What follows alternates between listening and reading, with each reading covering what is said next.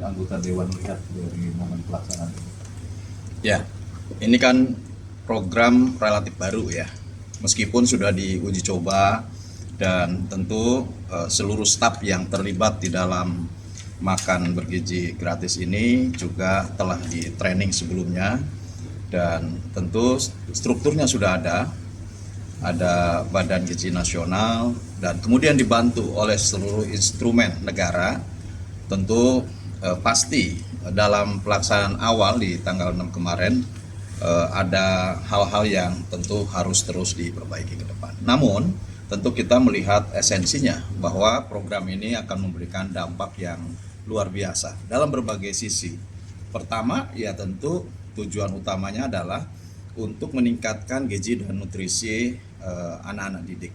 Nah, anak-anak atau siswa yang sekarang berada di SD, SMP, dan SMA diharapkan ini akan tercukupi gizi dan nutrisinya sehingga mencukupi dan kemudian menjadi generasi yang unggul ke depan. Nah, dengan gizi yang cukup, dengan nutrisi yang cukup, diharapkan ya tentu akan menjadi sumber daya manusia yang ini bisa mampu untuk menjadi generasi transformasi menuju Indonesia Emas 2045.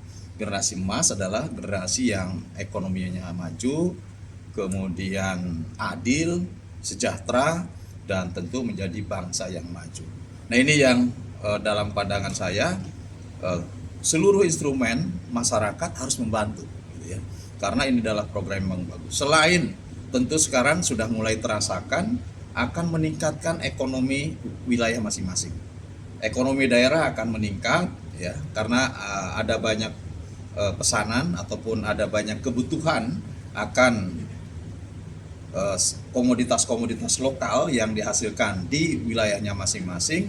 Ini yang tentu akan menjadi pembangkit ekonomi baru.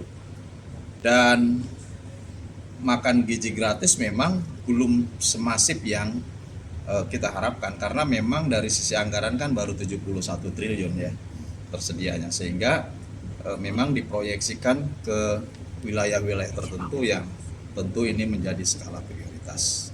Dan tentu kedepannya mudah-mudahan pemerintah dan DPR segera membicarakan kembali nanti setelah tanggal 20 masuk masa sidang, dibicarakan kembali agar betul-betul program ini sukses, program ini mencapai tujuan, program ini mencapai sasaran, program ini tentu menjadi program prioritas utama yang bukan berarti mengenyampingkan terhadap program-program lainnya. Karena infrastruktur masih tetap dijalankan, kemudian program-program yang menjadi prioritas unggulan utama seperti menuju kepada kedaulatan dan kemandirian pangan dan energi juga itu tetap dijalankan. Kedaulatan dan kemandirian air juga itu tetap dijalankan.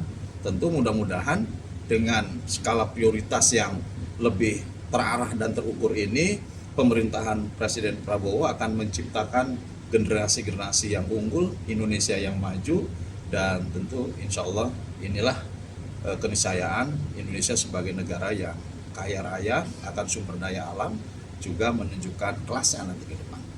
Kalau terkait dengan apa yang baru Kang Heru sampaikan tadi, ketika masa selesai anggota Dewan kembali berkumpul, adakah evaluasi awal yang disampaikan terkait hampir sepekan pelaksanaan MBG ini? Karena di beberapa tempat ada yang bilang hanya 26 provinsi, kemudian ada yang tidak lengkap dengan susu, ada yang telat pengantarannya. Adakah evaluasi awal yang disampaikan?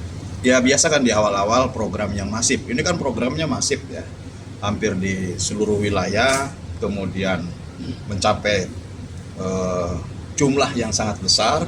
Tentu pasti dalam awal-awal pelaksanaan kegiatan pasti akan ada hal-hal yang tentu tidak sesuai dengan harapan atau tidak seoptimal yang diinginkan. Tetapi saya kira ini adalah proses ya, proses kepada tahap, dan ya mungkin butuh sedikit waktu untuk sampai kepada semua bisa jalan, karena kan klasternya per 3.000, per klaster dapurnya 3.000. Nah, kemudian dijadikan sekian banyak klaster.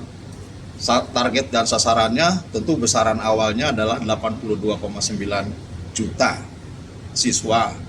Nah, kalau secara bertahap kemudian menuju ke angka idealisnya kita mencapai sasaran dan target tersebut, tentu harus ada tahapan yang harus kita lakukan.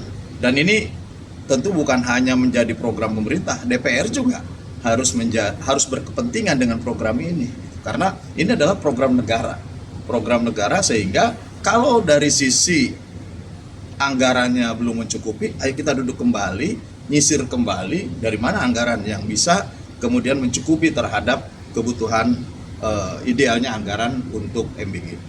Kemudian pada sisi lain, kalau memang masih banyak kendala dari sisi ketersediaan komoditas, ketersediaan bahan baku dalam pergerakan, dalam mengisi terhadap wilayah-wilayah tertentu yang tentu butuh dukungan transportasi yang cukup, ya mari kita bantu bersama.